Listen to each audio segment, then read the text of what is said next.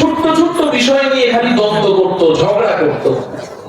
আপোষের মধ্যে দ্বন্দ্ব করতে করতে তাদের মধ্যে ৭২টা দল সৃষ্টি হয়েছে। কয়টা? কে বলছেন এই কথা? নবীজি সাল্লাল্লাহু আলাইহি ওয়াসাল্লাম।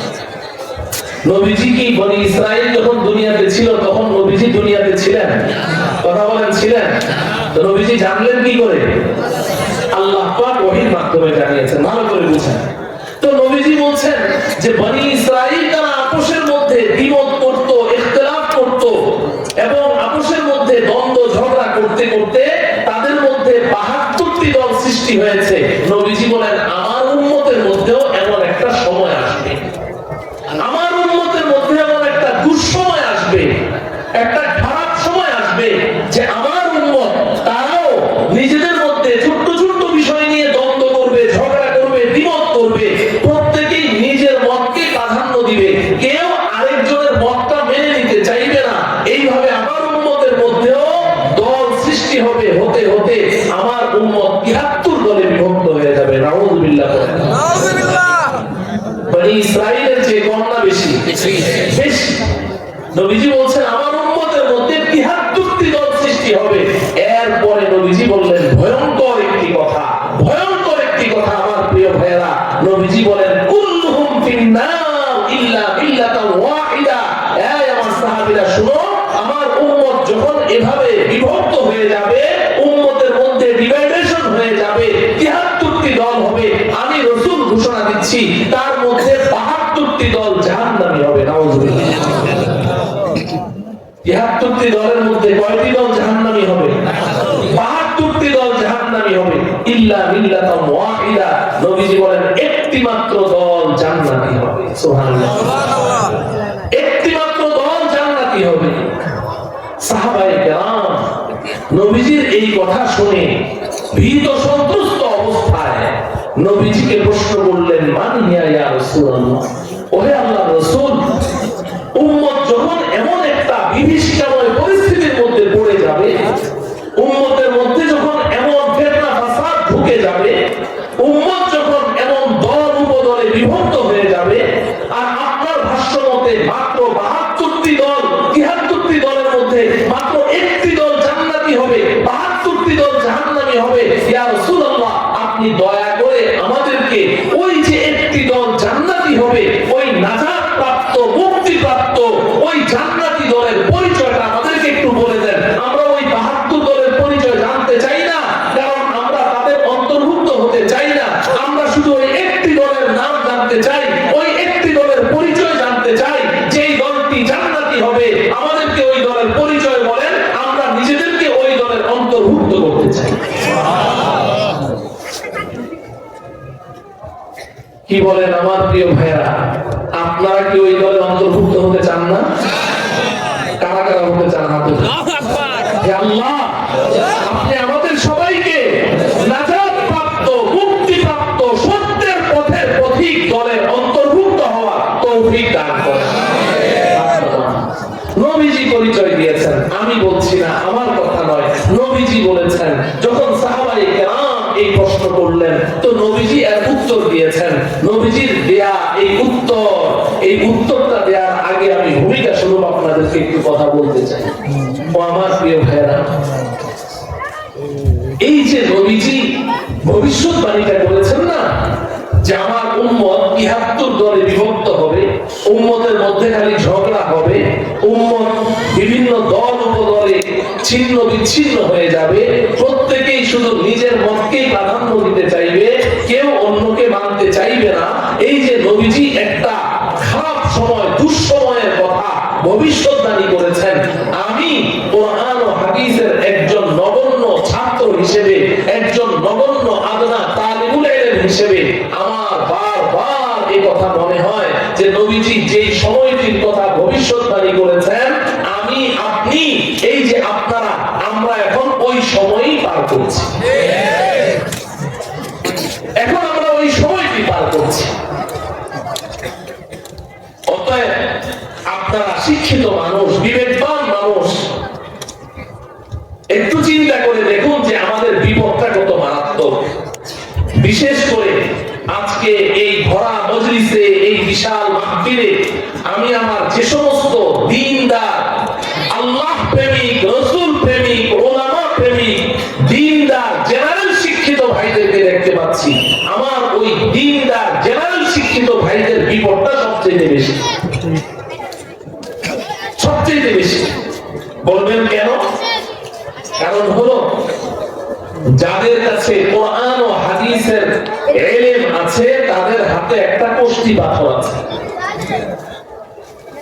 দেখেন, স্বর্ণের ব্যবসায়ী বাজারে যারা স্বর্ণ ব্যবসা করে, সব স্বর্ণ ব্যবসায়ীরা কিন্তু খাঁটি সোনা আর ভেজাল সোনায় পার্থক্য করতে পারে কি না। এদের মধ্যে বিশেষ একটা শ্রেণী আছে, এদেরকে আপনারা বাংলায় বলেন জহুরি, আসলে জওহারি শব্দ। এই জওহারি যারা, তাদের দৃষ্টি এত প্রখর যে ওই দৃষ্টিতে দেখে স্বর্ণ হাতে নিয়ে বলে দেয় এটা ভেজাল, হাতে নিয়ে বলে দেয় এটা খাঁটি। এই দৃষ্টি সবার থাকে না, সবাই এই পার্থক্য করতে পারে না। আর এক আছে কষ্টি পাথর, কষ্টি পাথর দিয়ে ঘষা দিলে খাঁটি সোনা আর ভেজাল সোনায় পার্থক্য করা যায়। ও আমার প্রিয় ভাইয়েরা, এখন বর্তমান সময়ে যদি কল্পনা করে দেখুন তো ৭৩টি দল, তাও আবার অমুসলিমদের মধ্যে যারা আছে, নবীজি তাদের কথা বলেন নাই। আপনারা হয়তো মনে করতে পারেন যে হুজুর ৭৩ দলের মধ্যে হিন্দু, বৌদ্ধ, খ্রিস্টান, ইহুদি, নাসারা, অমুসলিম, কাফের, মুশরিক, বেঈমান। না, ওরা না, যারা নিজেদেরকে মুসলিম বলে দাবি করে, যারা সবাই নিজেদেরকে সত্যের পথের প্রতীক বলে দাবি করে, এদের মধ্যেই ৭৩টি দল। এখন আমাদের যাদের হাতে কোরআন ও হাদিসের কষ্টি পাথর নেই, কোরআন ও হাদিসের গভীর জ্ঞান নেই, আমাদের বিপদটা বেশি। কারণ আমরা বুঝতে পারছি না কে সত্য, কে মিথ্যা, কে হক, কে বাতিল, কার সাথে চলবো, কাকে ত্যাগ করবো, আমরা বুঝতে পারছি না, সিদ্ধান্ত নিতে পারছি না। এজন্য আমি বলি যে আমার এই দ্বীনদার সাথীরা, আপনারা যারা এই মাহফিলে এসেছেন, যাদের মধ্যে দ্বীন নেই, যারা আখিরাতের চিন্তা করে না, যাদের নামাজ রোজা নেই, দ্বীনদারি নেই, তারা টেনশন ফ্রি, তাদের কোনো চিন্তা নেই। চিন্তা হলো আপনাদের যে একজন খাঁটি মুসলিম হিসেবে, নবী প্রেমিক উম্মত হিসেবে আমি জীবনটা চালাতে চাই, একজন ইমানদার মুসলিম হিসেবে আমি বেঁচে থাকতে চাই, ঈমান নিয়ে মরতে চাই, ঈমান নিয়ে আল্লাহ পাকের দরবারে উপস্থিত হতে চাই। ওই মুসলমানদের বিপদটা আরো বেশি। আমি কার কথা শুনবো, কার কথা শুনবো না, কার সাথে চলবো, কার সাথে চলবো না, আমার জীবন তৈরির বৈঠাটা আমি কার হাতে ছেড়ে দিব, সিদ্ধান্ত নিতে পারছি। এর মধ্যে আরো বেশি বিপদে আছে আমার ওই সমস্ত বন্ধুরা যারা টেলিভিশনের কাছে ইসলাম শিখতে যায়, যারা মোবাইলের কাছে দ্বীন শিখতে যায়, ইন্টারনেট ফেসবুকে নামাজ শিখতে যায়, দ্বীন শিখে। আমার ওই সমস্ত ভাইদের বিপদ আরো বেশি। টেলিভিশনে অনেকেই মনে করে যে হুজুর টেলিভিশনে তো সব হুজুররা চান্স পায় না, ওখানে তো বাছাই করা হুজুররা চান্স পায়। হ্যাঁ, বাছাই করা হুজুররাই চান্স পায়।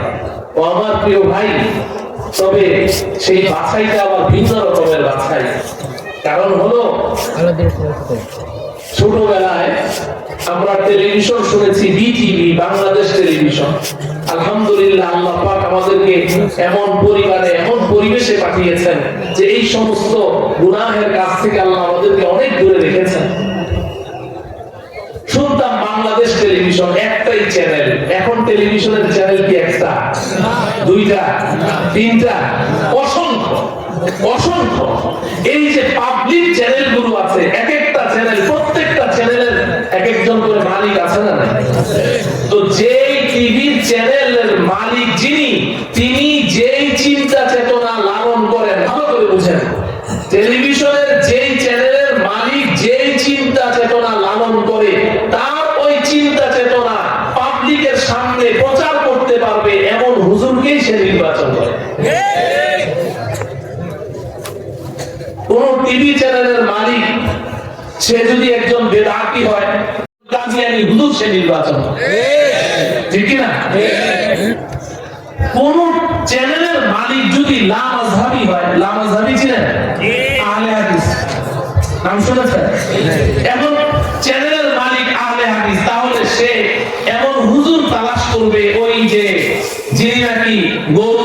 পেশাবকে হালাল বলেন, যে যায় নামাজ যদি 100 বার গরুর পেশাব দিয়ে ধোয় তাও ওটার মধ্যে নামাজ হয়ে যাবে। ওই যে আব্দুল রাজ্জাক বিন ইউসুফ, তাকে নির্বাচন করবে তার চ্যানেলের হুজুর হিসেবে।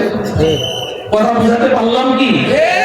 কোন চ্যানেলের মালিক যদি সে যদি মূর্তি পূজারী হয়, তাহলে এই যে আমাদের গত 16 বছরে যে বাংলাদেশের ফেরাউন ছিল, এই ফেরাউন যেমন ভাস্কর্য নির্মাণ করেছে, তো ভাস্কর্যকে জায়েজ বলে এরকম হুজুর বাংলাদেশে আছে না নাই? ওই হুজুর নির্বাচন করবে। আমি কি কথা বুঝাতে পারছি? আমার প্রিয় ভাইরা, তো বুঝতে চেষ্টা করেন, আমি কাউকে আঘাত করে কথা বলতে চাই না। তো টেলিভিশনের প্রত্যেকটা চ্যানেলের মালিকের নিজস্ব কিছু চিন্তা ভাবনা আছে, তার ওই চিন্তা ভাবনাকে এস্টাবলিশ করতে পারে জনগণের সামনে, এটাকে কোরআন হাদিসের অপব্যাখ্যা করে করে জনগণকে বিভ্রান্ত করে তার ওই চিন্তা চেতনাকে মানুষের মধ্যে প্রতিষ্ঠিত করতে পারে, এমন হুজুরকেই তারা বাছাই করে। হ্যাঁ, আমি অবশ্যই স্বীকার করি, বাছাই করা হুজুররাই ওখানে চান্স পায়, আমাদের মতো হুজুররা চান্স পায়। তবে এই বাছাই সেই বাছাই নয়। এখন আপনাদের যাদের কাছে কোরআন ও সুন্নাহ, কোরআন ও হাদিসের সঠিক ইলম নাই, গভীর জ্ঞান নাই, কষ্টি পাথর নেই, আপনি এখন টেলিভিশন খুললেন যে হুজুর আমি ইসলামী চ্যানেল দেখি, ইসলামী চ্যানেল, খুব গর্বের সাথে বলে আপনি যে ইসলামী চ্যানেল দেখছেন, যার কাছ থেকে এই চ্যানেলের কথা ইসলাম শিখছেন, তিনি তো টাকায় কেনা একজন গোলাম। টাকায় কেনা গোলাম, এই টাকায় কেনা গোলামের কাছ থেকে আপনি যে কথাগুলো শুনছেন, তিনি তো কোনো একটা দল, কোনো একটা চিন্তা চেতনার অধিকারী কোনো ব্যক্তির চিন্তাকে আপনাকে গিলাচ্ছে, দলিল পেশ করছে কোরআন ও হাদিস। আপনি তো আর বুঝছেন না যে না কোরআনের আয়াত পেশ করছে, হাদিস পেশ করছে, কয়েকজন হুজুর ওরাও তো কোরআন হাদিস দিয়ে কথা বলে। হ্যাঁ, সবাই কোরআন হাদিস দিয়ে। এই যে নবীজি ৭৩টা দলের কথা বলেছেন, তার মধ্যে যে ৭২টা জাহান্নামী দলের কথা বলেছেন, এরা সবাই কোরআন হাদিস দিয়ে কথা বলে। এরা সবাই কোরআন হাদিস দিয়ে কথা বলে। আমি আপনাদেরকে একটা মজার কিচ্ছা শোনাই। আমি আজদাবাদ মাদ্রাসার ছাত্র, জামিয়া হুসাইনিয়া ইসলামী, এই যে মাদ্রাসার মুহতামিম মাওলানা আব্দুর রহমান জামিল, ও তো আজদাবাদের ছাত্র, তো ওই মহাব্বতে ওই মাদ্রাসার নাম লিখেছে জামিয়া হুসাইনিয়া ইসলামী। তো আমি যখন ওই মাদ্রাসায় পড়ি, আমাদেরও আরো আগের ঘটনা, মাদ্রাসা থেকে মাত্র ১.৫ কিলোমিটার ফাঁকে হচ্ছে মিরপুর শাহালি বাজার, নাম শুনেছেন? আমাদের এক ছাত্র ছিল, ও পড়াশোনা করতো না, সারাদিন খালি বাজারে ঘুরতো, মাজারে ঘুরতো। আর সারাদিন মাজারে যত মোমবাতি মানুষ দিত না, মাজারে মোমবাতি দেয়, তো সন্ধ্যাবেলায় মোমবাতি গুলো সব চুরি করে নিয়ে আসে, এনে রাত্রে যে ছাত্ররা পড়াশোনা করে, আগে তো কারেন্ট দিত খুব ঘন ঘন, এই মোমবাতি সে ছাত্রদেরকে দিত পড়াশোনা করার জন্য। কিন্তু কেউ জানতো না যে ও এত মোমবাতি পায় করতে। সবাই অবাক, তাও মোমবাতি সব এক সাইজের না, একটা চিকন আর একটা মোটা, একটা এত লম্বা, কোনটা হলুদ, কোনটা লাল, সাদা, আরে এত হরেক রকমের মোমবাতি ও পায় করতে, কিন্তু কোনোদিন স্বীকার করে না যে মোমবাতি পাইল করতে। তো ছাত্ররা ওর পিছনে গোয়েন্দা লাগিয়েছে যে ও মোমবাতি কোথেকে আনে, এটা তথ্য তালাশ করতে। পরে এই ভয়ানক তথ্য উদ্ঘাটিত হলো যে সে ওই শাহালি মাজার থেকে কি করে, মোমবাতি চুরি করে আনে। ওই ছেলেটা একটা মজার একটা ঘটনা শুনিয়েছে। তো সারাদিন তো ওই যে ওখানে ঘুরে, আর ওই জমানাটা কোন জমানা ছিল জানেন? আমাদের এই গত এই ফ্যাসিস্ট সরকারের আমলের সংসদ সদস্য মমতাজ বিবি, সিয়াসের তার হাফেজ, বলে সিয়াসের তার কিতাবের হাফেজ, এই মমতাজ বিবি আছে না, এই মমতাজ বিবি ওই শাহালিতে একটা তবলা গলার মধ্যে নিয়ে এরকম ঢোল পিটাইতো আর চুর নাচাইতো আর গান গাইতো। এই মমতাজ বিবিকে বানাইছে হইল ওই ফেরাউনে কি সংসদ সদস্য। তো ওই সময়ের ঘটনা। এখন এই ছাত্র সে একদিন শোনাইল যে ওখানে যে বয়াতিরা আছে, বয়াতি ছিলেন গান গায় নাচে, তো ওই বয়াতিদের সাথে ওর তো খুব বন্ধুত্ব হয়ে গেছে, সারাদিন তো ওই মাজারে থাকে আর খিচুড়ি খায় আর মোমবাতি চুরি করে। তো একদিন বয়াতিকে ধরলো, দোস্ত তোমরা যে এরকম সারাদিন নাচানাচি করো আর কও যে না তোমরাও কোরআন হাদিস মানো, তো আল্লাহ কি কোরআনে কোথাও নাচতে বলেছে? তো তো ওই বয়াতি ওই ছাত্রকে বলে যে আরে দোস্ত সারাদিন তো আমাদের সাথে বসে থাকিস, মাদ্রাসায় যদি পড়তে ঠিকঠাক মতো তাইলে ঠিকই বুঝতি, আরে কোরআনে তো এক সূরায় আল্লাহ 6 বার নাচতে বলেছে। নাউজুবিল্লাহ বলবেন, এক সূরায় 6 বার নাচতে বলে। এখন এই ছাত্র তো একেবারে আসমান থেকে বললো কি বলে, এক সূরায় 6 বার নাচতে বলেছে। কয় দোস্ত এই সূরাটা কি পারো? কয় যে হ্যাঁ পারি। শোনা তো দেখি। কয় কুল আউযু বিরাব্বিন নাস মালিকিন নাস ইলাহিন নাস মিন শাররিল ওয়াসওয়াসিল খান্নাস আল্লাযী ইউওয়াসওয়িসু ফি সুদুরিন নাস মিনাল জিন্নাতি ওয়ান নাস। কয়বার? আচ্ছা বলেন, এই যে এই আল্লাহর দুশমন সে যে দাবি করলো যে সূরার মধ্যে 6 বার নাস আছে, যেই সূরাটা সে পড়লো এটা কোরআনে আছে না নাই? এই কোরআনের মধ্যে নাস শব্দ 6 বার আছে না নাই? তাইলে যেই মানুষটা নাস শব্দের অর্থ বুঝে না, কোরআন হাদিস কিচ্ছু বুঝে না, যখন তার সামনে সেই সূরাটা পড়বে আর বলবে যে এই সূরায় আল্লাহ 6 বার নাচতে বলেছে, তো ও তো জায়গায় নাচা শুরু করে। কথা বুঝেন? কোরআন হাদিস কিভাবে বিকৃত হয় বুঝছেন তো? একটা দৃষ্টান্ত দিলাম, এটা তো ওই ছেলের গল্প শোনাইলাম, আমি ওই ছেলেকে পাই না, এটা আমার আগে সিনিয়র ছাত্র। আমি আমার নিজের গল্প শোনাই। উত্তরবঙ্গে গিয়েছি, রংপুর। তো ওখানে গিয়ে যেদিন আমার মাহফিল তার 3 দিন আগে আমার কাছে একটা বার্তা এসেছে, ছোট্ট একটা কাগজের মধ্যে লেখা এসেছে যে 3 দিন আগে আমাদের আহলে হাদিস বন্ধুদের এক শায়েখ, আহলে হাদিস ছিলেন তো, যে এখন নতুন নতুন নামাজ পড়ে, নামাজ শিখে মসজিদে গিয়ে ওই যে আমিন চিৎকার করে বলে, এদের একজন শায়েখ, ওই বেচারা মজলুম যার জেল খেটেছে, আমি তার নামটা না বললাম, ওখানে গিয়ে ওয়াজ করছে। তো তার কাছে একটা প্রশ্ন দিয়েছে একজন, যে হুজুর আপনারা যে ডাক্তার জাকির নায়েকের এত প্রশংসা করেন, ওনাকে প্রশ্ন করছে। তো জাকির নায়েক সাহেব তো কমপ্লিট স্যুট পরে, তাই পরে না? তো এই যে টাই পরে, এই টাইয়ের কথা কি কোরআনে কোথাও আছে? ওনাকে এটা প্রশ্ন করছে, টাই পরার কথা কি কোরআনে কোথাও আছে? তখন ওই হুজুরের বাড়ি আবার নোয়াখালী, আমি ওনার বাড়িতে গিয়েছি, আহলে হাদিসদের শায়েখ, লক্ষ্মীপুর। তো যখন এই প্রশ্ন করলো যে টাই পরার কথা কোরআনে আছে না, উনি বলে হ্যাঁ আছে তো। নাউজুবিল্লাহ, টাইয়ের কথা কোরআন শরীফে আছে। বলে কোথায় আছে? 17 নম্বর পারায় আল্লাহ পাক বলছেন ইয়াউমা নাতুমিস সামাআ কাতাইয়িস সিজিল্লি লিল কুতুব, 17 নম্বর পারা 10 নম্বর পৃষ্ঠা। আগে এই আয়াতের অনুবাদটা আগে শুনেন, আর ওই আল্লাহর বান্দা কি ঘটনা ঘটিয়েছে এটা বুঝেন, আপনাদেরকে বোঝার জন্য বলছি। আল্লাহ বলছেন কিয়ামত দিবসের কথা, আমাদের নবীজিকে বলছেন যে আপনি স্মরণ করুন, ইয়াউমা নাতুমিস সামাআ কাতাইয়িস সিজিল্লি লিল কুতুব, যেই দিন আমি কিয়ামতের দিন এই আসমান, জমিন, পাহাড়, পর্বত, ইসরাফিল আলাইহিস সালাম যখন সিংহায় ফুঁক দিবেন তখন এগুলোর কি অবস্থা হবে?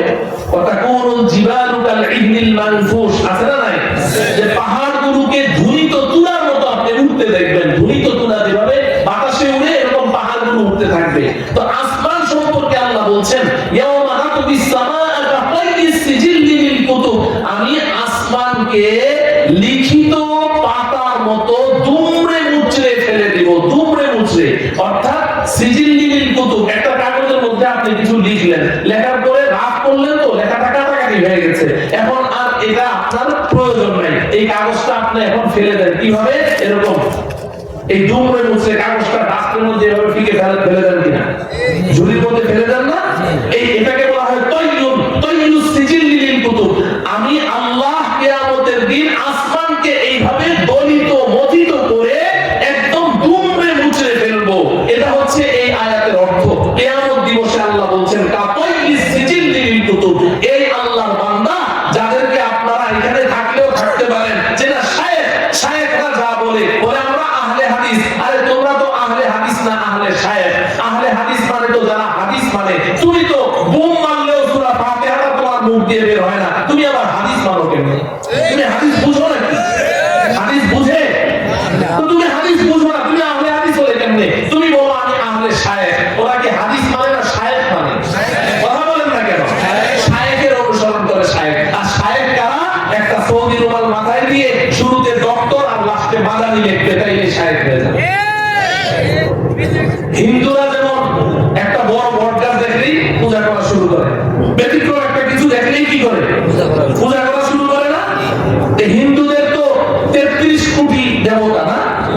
কত? 33 কোটি দেবতা। আহলে হাদিসদের যে কত কোটি শায়েখ এটা আল্লাহ ছাড়া কেউ জানে না। আল্লাহ ছাড়া কেউ জানে না। বাস একজন শায়েখ বাস তার অনুসরণ শুরু করলো, আর আমরা ইমাম আবু হানিফাকে অনুসরণ করি এই কারণে বলে আমরা মুশরিক হয়ে গেছি। আরে আমরা একজন ইমামের অনুসরণের কারণে যদি একবার মুশরিক হই, তো তোরা যে এত কোটি কোটি শায়েখ মানিস, তোরা তো কোটিবার মুশরিক হয়ে যাবে। মুহতারাম ভাইও বুঝতে চেষ্টা করেন। তো ওই শায়েখের কাছে যখন নাকি বাচ্চা আসলো, তুমি বলে যে হ্যাঁ তাই এর কথা কোরআন শরীফে আছে। বলে কোথায়? বলে যে ইয়াওমা নাতুমিস সামাআ কাতাইয়িস সিজিল লিল কুতুব। তাই যে তাই তাই আল্লাহ বলেন তাই, এরকম হাত নাড়া বলে আমরা নোয়াখালীর মানুষ তাইকে তাই বলি, এটাই তো তাই। নাউযুবিল্লাহ বলবেন না? কোরআন হাদিস কিভাবে বিকৃত করে আপনাদের সামনে পেশ করছে, আপনি তো কিছুই বুঝেন না। আপনি বলেন যে হুজুর সহিহ হাদিস মানি, ওরা সহিহ হাদিস দিয়ে রেফারেন্স দেয়, ওরা আয়াত দিয়ে রেফারেন্স দেয়। হ্যাঁ এই যে আয়াত দিয়ে রেফারেন্স দিল, এখন আপনি বলেন যে কোরআন শরীফে তাই আছে, আপনার ঈমান থাকবে নাকি? না। ও আমার ভাই, বুঝার জন্য বলছি, কেউ একজন ডাক দিলেই শুধু দৌড় দিয়েন না, ডাক দিলেই দৌড় দিয়েন না। এতদিন পর্যন্ত আপনি একভাবে নামাজ পড়ে আসছেন, এখন এসে একজন বলে যে না তোর নামাজ হয় না, তুই নামাজের মধ্যে এত ভদ্র মানুষের মতো এরকম এই 4 আঙ্গুল ফাঁক করে দাঁড়াস, এই ভদ্রভাবে দাঁড়াইলে হবে না, 3 হাত ফাঁক করে দাঁড়াইতে হবে। বাস আপনি শুরু করে দিলেন। কেউ এসে আপনাকে বললো যে চিলে তোর কান নিয়ে গেছে, আপনি দিলেন দৌড়। আর দৌড়টা দেওয়ার আগে হাত দিয়ে দেখেন কানটা জায়গা মতো আছে কিনা। তো কেউ এসে আপনাকে বললো যে তোর নামাজ হয় না, তোর জানাজা হয় না, জানাজার নামাজে সূরা ফাতিহা পড়িস না, বলে কি বলে না? হ্যাঁ, জানাজার নামাজে সেই জামালপুর শেখ আব্দুর রহমান জামালপুর, ওখানে আমি মাহফিলে গিয়েছিলাম। ওখানে তো সব ওদের আশেপাশে মসজিদ, সব 90% মসজিদ ওদের। তো কিছু তাবলিগী ছেলেরা, কলেজ ভার্সিটির ছাত্র এবং মাদ্রাসার কয়েকটা ছাত্র হিম্মত করে ওখানে একটা মাহফিল দিয়েছে। ওখানে তো হানাফিদের ওখানে প্রবেশ নিষেধ, এই অবস্থা। তো ওই জায়গায় আমি 2.5 ঘন্টা বয়ান করলাম। আমি বললাম যে আমি যদি একটাও জাল হাদিস বলি, মওযু হাদিস বলি, তো এখানে সবার সামনে আমাকে ধরবেন। আমি চলে যাওয়ার পরে কালকে বলবেন যে জাল হাদিস বলে গেছে, তাইলে আপনি একটা মুনাফিক। 2.5 ঘন্টায় কেউ আমাকে কিছু বললো না। যাই হোক, আমি চলে আসার পরে পরের দিন একজনে ফোন করেছে, কয় যে হুজুর সূরা ফাতিহা ছাড়া কি নামাজ হয়? আমি বললাম যে না, সূরা ফাতিহা ছাড়া তো নামাজ হয় না। কয় তাইলে আপনারা যে জানাজার নামাজে সূরা ফাতিহা পড়েন না? তা আমি সাথে সাথে বললাম রুকু সিজদা ছাড়া কি নামাজ হয়? কয় না। আমি বলি তাইলে তোমরা যে জানাজার নামাজে রুকু সিজদা করো না, তোমরাও জানাজা। সাথে সাথে ফোন কেটে দিচ্ছে।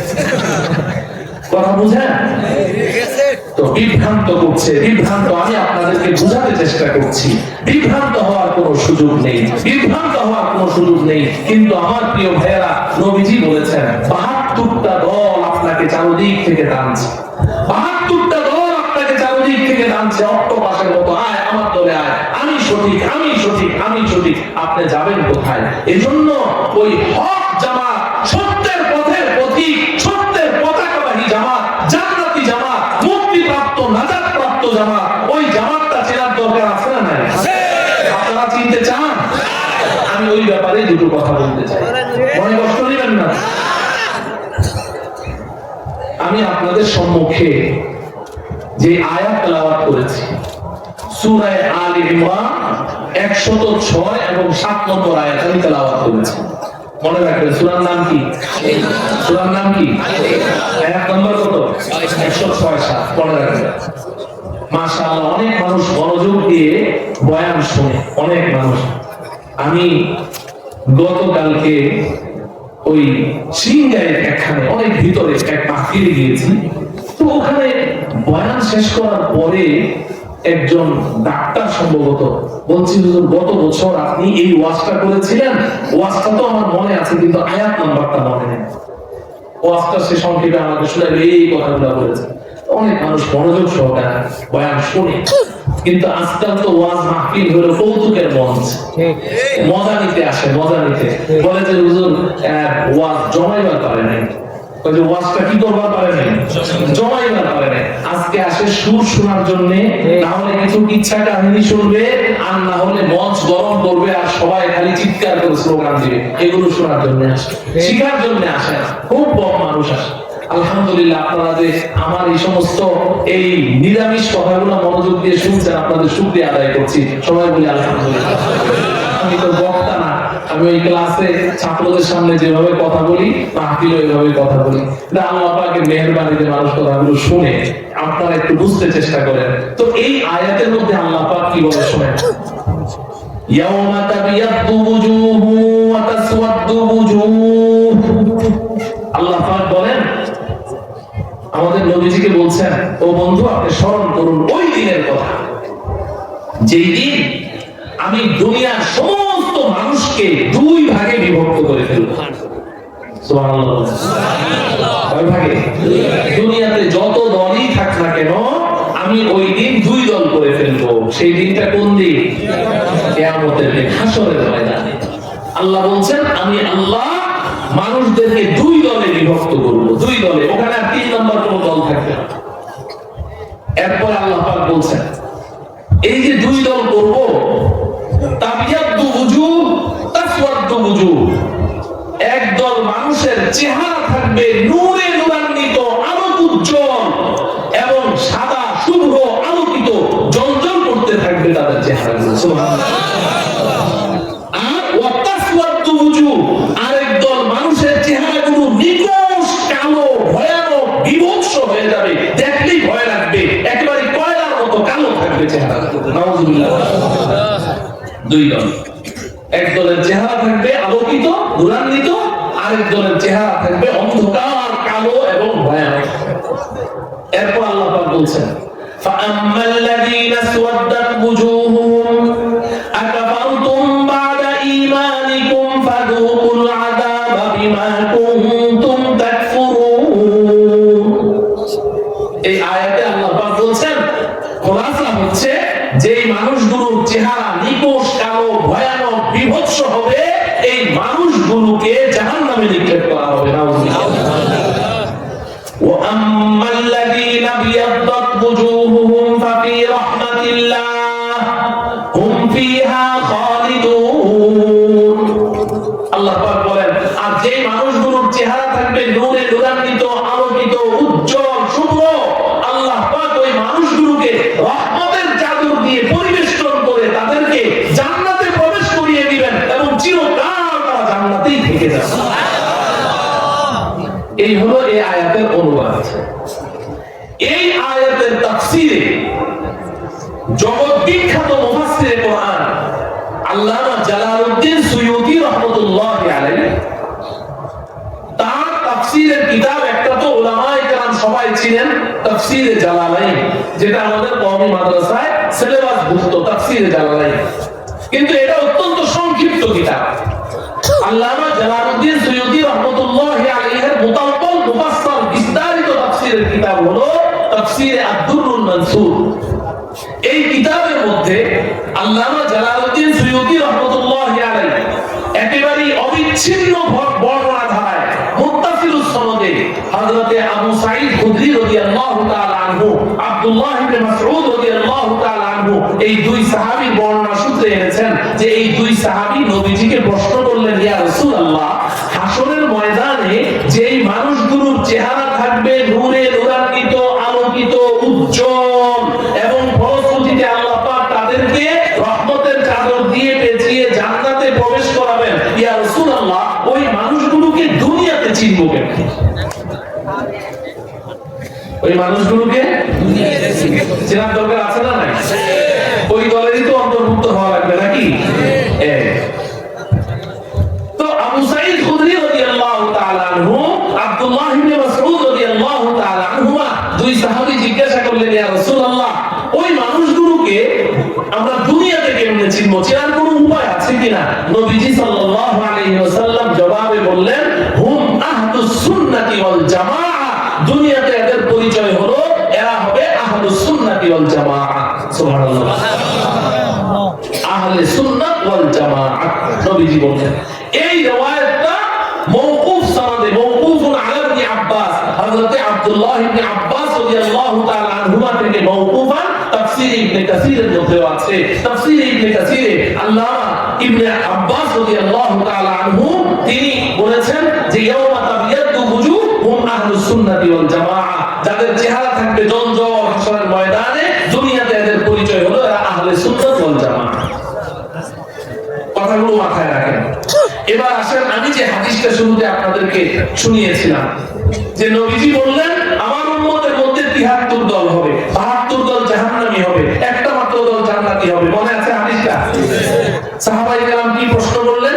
মান হিয়া ইয়া রাসূলুল্লাহ, ওহে আল্লাহর রাসূল, ওই জান্নাতি দলের পরিচয় কি, ওই মুক্তিপ্রাপ্ত দলের পরিচয় কি? নবীজি সাল্লাল্লাহু আলাইহি সাল্লাম জবাব দিয়েছেন, মা আনা আলাইহি ওয়া আসহাবি। আমার সাথে বলেন, মা আনা আলাইহি ওয়া আসহাবি। মা আনা আলাইহি ওয়া আসহাবি। মা আনা আলাইহি ওয়া আসহাবি। এই বাস, নবীজির এই এক বাক্যে ওই সত্যের পথের পথিক নাজাত প্রাপ্ত মুক্তিপ্রাপ্ত দলের পরিচয় দিয়ে দিলেন।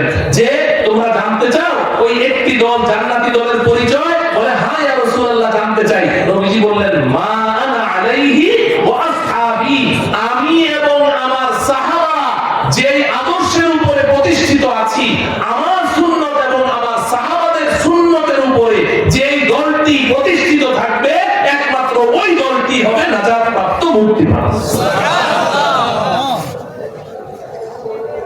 আমার ওয়াজ বুঝে থাকলে বলুন তো দেখি, নবীজি সাল্লাল্লাহু আলাইহি সাল্লাম নাজাত প্রাপ্ত মুক্তিপ্রাপ্ত সত্যের পথের পথিক জামাতের পরিচয় দিতে গিয়ে কি বলেছেন? শুধুমাত্র কেবলমাত্র নবীজির সুন্নতের অনুসারী হবে নাকি সাহাবাদের সুন্নতের অনুসারী হবে? সাহাবাদেরও সুন্নতের অনুসারী। দুইটা, রাসূলের সুন্নাত, সাহাবায়ে কেরামের সুন্নাত। রাসূলের সুন্নতের অনুসারী তাকে বলে আহলে সুন্নাত। রাসূলের সুন্নতের যে অনুসারী হয় তাকে কি বলে? আহল মানে হলো ওয়ালা। আমরা বলি না দুধওয়ালা, গোশতওয়ালা, মাছওয়ালা, বলি কি বলি না? মাছওয়ালা মানে কি? মাছের মালিক, তাই না? দুধওয়ালা মানে কি? দুধের মালিক। তো এই ওয়ালা, এটার আরবি শব্দ হলো আহল। তাহলে আহলে সুন্নাত মানে সুন্নতওয়ালা। আহলে সুন্নাত মানে কি? বুঝেন? আহলে সুন্নাত মানে কি? সুন্নতওয়ালা, মানে নবীজির সুন্নতের অনুসারী যে, তাকে বলে আহলে সুন্নাত। আর ওয়াল জামাত মানে জামাতে সাহাবা, সাহাবায়ে কেরামের জামাতের অনুসারী যে, সে হলো ওয়াল জামাত। দুইটা মিলে হলো আহলে সুন্নাত ওয়াল জামাত। কথা বুঝাইতে পারলাম? তাইলে নবীজি সত্যের পথের প্রতীক নাজাত প্রাপ্ত মুক্তিপ্রাপ্ত দলের পরিচয় দিলেন আহলে সুন্নাত ওয়াল জামাত যারা হবে, অর্থাৎ রাসূলের সুন্নাত এবং সাহাবায়ে কেরামের জামাতের অনুসারী যেই দলটি হবে, এরাই হবে নাজাত প্রাপ্ত মুক্তিপ্রাপ্ত। মুহতারাম হাজিরিন, এখন আপনাদের প্রশ্ন হলো যে হুজুর বুঝলাম তো আহলে সুন্নাত ওয়াল জামাত, তো এখন এই যে ৭২টা দল যে জাহান্নামী, এরাও তো এদেরকে আহলে সুন্নাত ওয়াল জামাত দাবি করে। বুঝবো কেমনে, চিনবো কেমনে? আমাদেরকে আরো ভালো করে পরিষ্কার করে বুঝিয়ে দেন আহলে সুন্নাত ওয়াল জামাত কারা, ঠিক কিনা বলেন? বুঝতে চান কিনা? তো এখান থেকে আমরা বুঝলাম রাসূলের সুন্নাত অনুসারী, সাহাবায়ে কেরামের সুন্নাতেরও অনুসারী, এরাই হবে আহলে সুন্নাত ওয়াল জামাত, এবং নবীজির ভাষ্য মতে এরাই হবে নাজাত প্রাপ্ত মুক্তিপ্রাপ্ত দল, তাই না? এখন আমার সাথে আপনারা কথা বলেন, যদি কেউ এই কথা বলে যে আমরা রাসূলকে তো মানি কিন্তু সাহাবীদেরকে মানি না, নাউযুবিল্লাহ পড়বেন না। কেউ যদি এই কথা বলে যে আমরা রাসূলকে মানি কিন্তু সাহাবাকে মানি না, এরা কি আহলে সুন্নাত ওয়াল জামাতের মধ্যে থাকতে পারবে? সবাই বুঝছেন তো? আচ্ছা, এখন আসেন, এই যে আমি একটু আগে আহলে হাদিস বন্ধুদের নাম বললাম, এই আহলে হাদিস বন্ধুরা তারা, তাদের দাবি হলো আমরা রাসূলের সুন্নাহ মানি ঠিক কিন্তু সাহাবাদেরকে মানি না। বলবেন প্রমাণ কি? কয়টা প্রমাণ চান আমার কাছে? কয়টা দলিল চান? দলিল দেওয়ার জন্যই তো বসে আছে। সামনে রমাদানুল মুবারক আসছে, রমজান মাসে আমার আহলে হাদিস বন্ধুরা তারাবির নামাজ কয় রাকাত পড়ে? 8 রাকাত। কয় রাকাত পড়ে? 8 রাকাত। এখনো তো মেহেরবানি করে 8 রাকাত পড়ছে। তাদের এক শায়েখের বয়ান আমি শুনেছি, সে বলছে 4 রাকাত পড়লেও চলে। 4 রাকাত পড়লেও চলে। কয়টা দিন অপেক্ষা করেন, আপডেট আসবে, না পড়লেও চলে। ঠিক।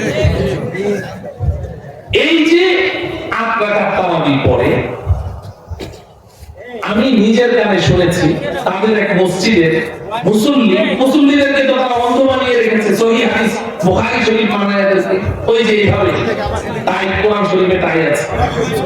তো এক মুসল্লি তাদের এক ইমাম, মসজিদের ইমামকে জিজ্ঞাসা করছে, হুজুর সব মসজিদে তো তারাবির নামাজ হয় 20 রাকাত, আমরা যে 8 রাকাত পড়ি, 20 রাকাত কেন পড়ি না? ওই ইমাম সাহেব সাথে সাথে বলছে, আরে রাখ, 20 রাকাত পড়া এটা ওমরের বিদআত। নাউজুবিল্লাহ পড়বেন না। 20 রাকাত পড়া কি ওমরের বিদআত। মনে হয় যেন ওমরের ভাতিজা লাগে, কত বড় বেয়াদব। ওমরের বিদআত। ওমর রাদিয়াল্লাহু তাআলা আনহুকে কি বলে গালি দিল? বেদাতি। হযরতে ওমর বেদাতি ছিলেন?